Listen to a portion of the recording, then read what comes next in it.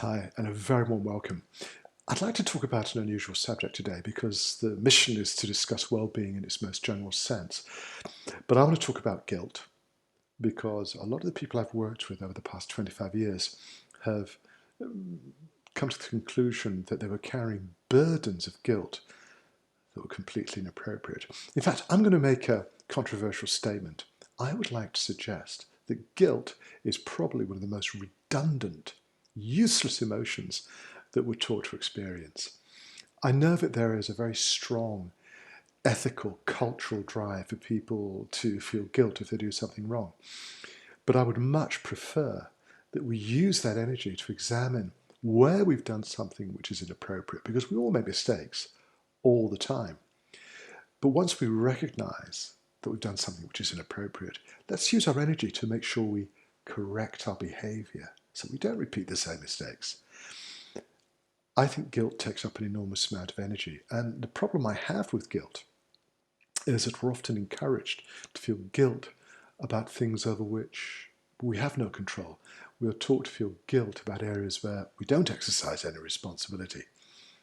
And part of my work is to help people to see that where we do have control, it's very much over the internal landscape. We do have a very high degree of influence over our thoughts and our feelings.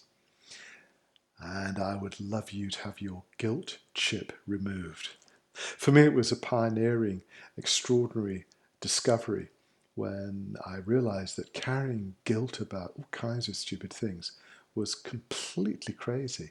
It really doesn't help us. And the moment you understand that really we can move beyond the limitations of our mistakes, our errors, the things that we do that we regret, we can take steps to correct our behavior, to move on, to make sure that we don't repeat the same mistakes twice. That's got to be the mission. So when we look at guilt, it's usually a trigger response. Something happens in the world and we have this instant reaction. It isn't exactly instant because there is always a small, tiny moment of pause between the stimulus and the way we react.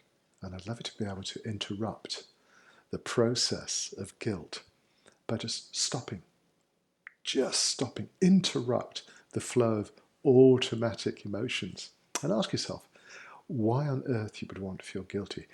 For one very simple reason. I mean, what difference does your guilt make? One of my teachers said that guilt is one of the great expressions of the ego, but it doesn't actually help us. It's not a very productive emotion. It's just increasing the level of suffering. And once you begin to understand the nature of guilt, you can see perhaps that we often feel guilty about things which is just completely inappropriate to feel guilty about. So my message for you today is to begin the process of detaching yourself from guilt. Now, right there. Don't imagine that you're going to give yourself license to become someone who just rides roughshod over everybody else's needs and feelings. It doesn't work that way. We are still sensitive to the way we're interacting with others, but we're doing it with a degree of discrimination. We can see that when we do something which is, let's call it inappropriate, we can take steps to put it right, or we can take steps to make sure that we don't make the same mistake again. What a positive use of our energy, rather than standing in a corner and whipping ourselves. Let's make a clear decision today to do away with guilt and to look for ways to improve our connection to ourselves, to the people around us, to the environment. That'll make a much healthier, happier society. Now, if you'd like to discuss that, because as I said at the start, most of the people that I've worked with have carried a certain degree of guilt and have been very, very happy to be freed from this completely unnecessary burden. If you'd like to talk about that in complete confidence, just drop me a line. As usual, my address is in the description. But in the meantime, if there are any subjects you'd like to talk about, again, feel free to make suggestions. I'm Greg.